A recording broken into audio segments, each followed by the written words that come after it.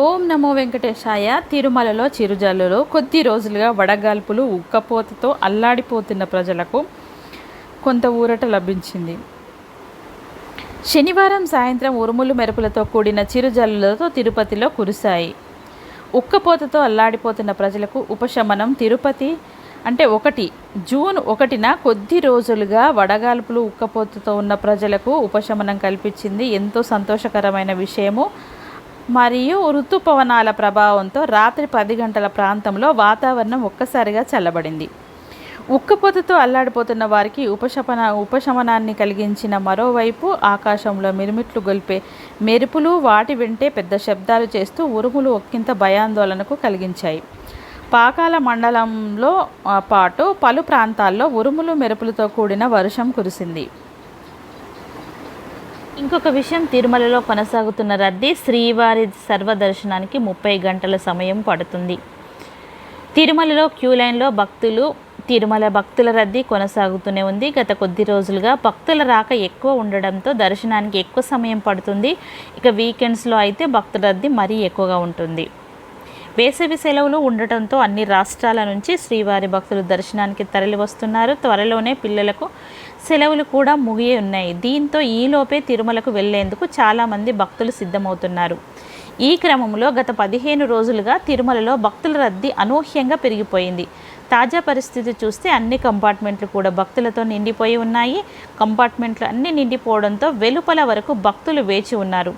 శ్రీవారి సర్వదర్శనానికి 24 గంటల నుంచి 30 గంటల సమయం పడుతోంది. ఇక నిన్న తిరుమల శ్రీవారిని 67,873 మంది దర్శించుకుంటే 33,532 మంది తలనీలాలు సమర్పించుకున్నారు. హుండీ ఆదాయం వచ్చేసి 3,93,00,000. ఇక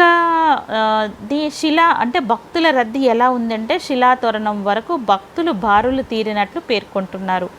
బ్రేకు దర్శనాలు రద్దు అని మనం ఇదివరకే చెప్పుకున్నాము. సామాన్య భక్తులు శ్రీవారి దర్శనం కల్పించేందుకు వీలుగా జూన్ 30వ తేదీ వరకు అంటే శుక్ర, శని, ఆదివారాలలో విఐపి బ్రేక్ దర్శనాలను రద్దు చేసినట్టు టీటీడీ ఇదివరకే మనము వీడియో చేసి ఉన్నాము. మళ్ళీ ఒకసారి గుర్తు చేస్తున్నానండి. ఎలాంటి సిఫారసు లెటర్స్ అలాంటివి ఏమి తీసుకెళ్ళొద్దు. అనవసరంగా రిస్క్ తీసుకోకండి. మనం దర్శనం లేకుండా వెనుకకు రావాల్సి వస్తుంది. ఇక శ్రీవారి దర్శనానికి దాదాపుగా 30 నుంచి 40 గంటల సమయం వరకు క్యూ లైన్లో వేచి ఉండాల్సిన పరిస్థితి ఉంటుందని తెలిసింది. ఈ నేపథ్యంలో బ్రేక్ దర్శనాలను రద్దు చేసినట్లు వివరించింది. టైం స్లాట్ సర్వదర్శనం టోకెన్లు లేకుండా వచ్చే భక్తుల సంఖ్య తిరుమలలో పెరిగిపోయింది. క్యూ లైన్లో ఉన్న భక్తులకు తాగునీరు, పాలు, అన్నప్రసాదాలను అందిస్తున్నారు. ఇక హనుమాన్ జయంతి ఉత్సవాలు నిన్న అంగరంగ వైభవంగా జరిగిందని చెప్పొచ్చు. ఇది 5 రోజుల వరకు ఈ పండగ జరుపుతూ ఉంటారు. ప్రతిసారి శ్రీ బాలాంజనేయ స్వామి, శ్రీ అంజనాదేవి ప్రత్యేక అభిషేకాలు నిర్వహించడంతో పాటు జపాలి తీర్థంలో సామూహిక హనుమాన్ చాలీసా పారాయణము నిర్వహించేందుకు టీటీడీ అన్ని ఏర్పాట్లు చేసింది. ఇంకా హనుమాన్ జయంతి గురించి మనము ఇంకా వివరంగా తెలుసుకున్నట్టయితే ఆకాశగంగలోని శ్రీ అంజనాదేవి, శ్రీ బాలాంజనేయ స్వామి ఆలయంలో 5 రోజుల పాటు ఉదయం 8:30 నుంచి 10 గంటల వరకు అభిషేకం చేయనున్నారు.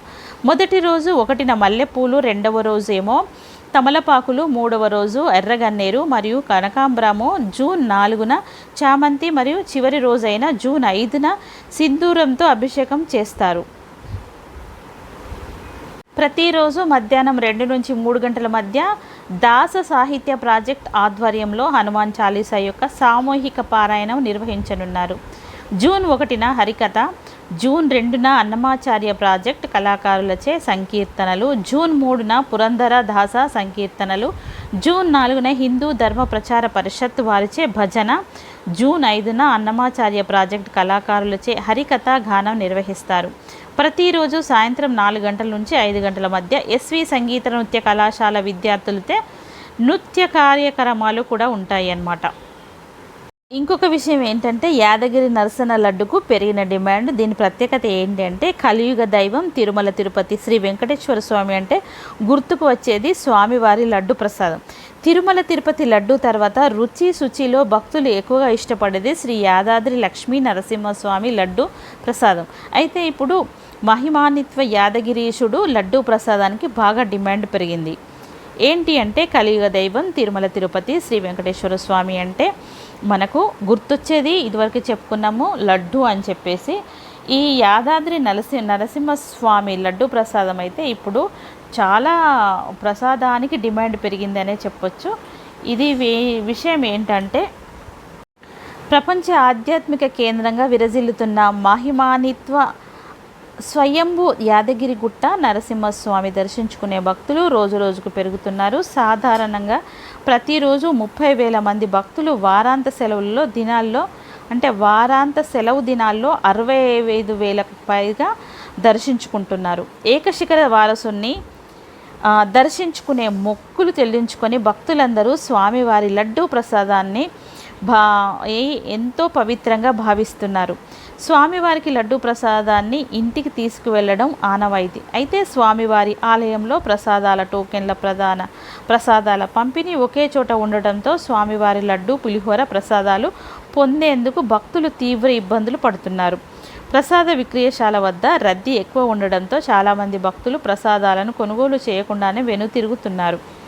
సంబోద్భావుడు దర్శనానికి వచ్చే భక్తులకు అనుగుణంగా ప్రసాదాల విక్రయంపై దేవస్థానం అధికారులు దృష్టికి సాధించాలని కొండపైన శివాలయం పక్కన నూతనంగా ప్రసాదాల టికెట్ కౌంటర్లను ఏర్పాటు చేశారు. దర్శనానికి విచ్చేసిన భక్తులంతా కూడా కౌంటర్ వద్దకు వెళ్లకుండా ఒక్క సభ్యుడు మాత్రమే వెళ్లేలా చర్యలు తీసుకున్నారు. దీంతో ప్రసాదాల విక్రయాలను గతంతో పోలిస్తే గణనీయంగా పెరిగాయి. ఆలయాల అధికారులు తీసుకున్న నిర్ణయంతో ఏప్రిల్ నెలలో పోలిస్తే మే నెలలో 1,74,63,580 మంది అధికంగా ప్రసాదాల విక్రయాలు జరిగాయి.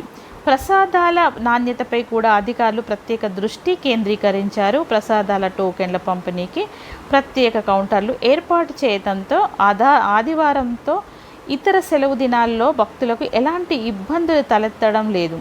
ఏప్రిల్ నెలలో ప్రసాదాల విక్రయం ద్వారా 3,08,630,000 కాగా మే నెలలో 4,79,72,210 ఆదాయం సమకూరింది. ఇక ప్రసాదాలు అవకతవకలు పొందకుండా ఉండడానికి తమ ఇలవేల్పుగా భావించే యాదాద్రి లక్ష్మీ నరసింహస్వామి భక్తులకు ప్రసాదాల సజావుగా ఉండేందుకు దేవస్థానం చర్యలు తీసుకుంటుంది. స్వామివారి ప్రసాద విక్రయానికి సంబంధించి రసీదు బుక్కులను గతంలో దేవస్థానం ఆధ్వర్యంలో ముద్రించేవారు. ప్రసాదాల కొనుగోలు రసీదుల ముద్రణ బాధ్యతలు సెంట్రల్ గవర్నమెంట్ ఆఫ్ ఇండియాకు అప్పగించారన్నమాట. తద్వారా రసీదులు రీసైక్లింగ్ కాకుండా అడ్డుకట్టపడిందని భావిస్తున్నారు. నియంత్రణతో ప్రసాదాల విక్రయాలు పెరిగాయి. శివాలయం ఎదురుగా నూతనంగా ప్రసాదాల కొనుగోలు కోసం ప్రత్యేకంగా ప్రసాదాలను భక్తులకు కొనుగోలు చేస్తున్నారు. ఇది తిరుమల తిరుపతి మరియు యాదాద్రికి సంబంధించిన లడ్డు ప్రసాదానికి సంబంధించిన విషయము. ఇలాంటి మంచి మంచి వీడియోస్ కోసం ప్లీజ్ లైక్, షేర్, సబ్స్క్రైబ్.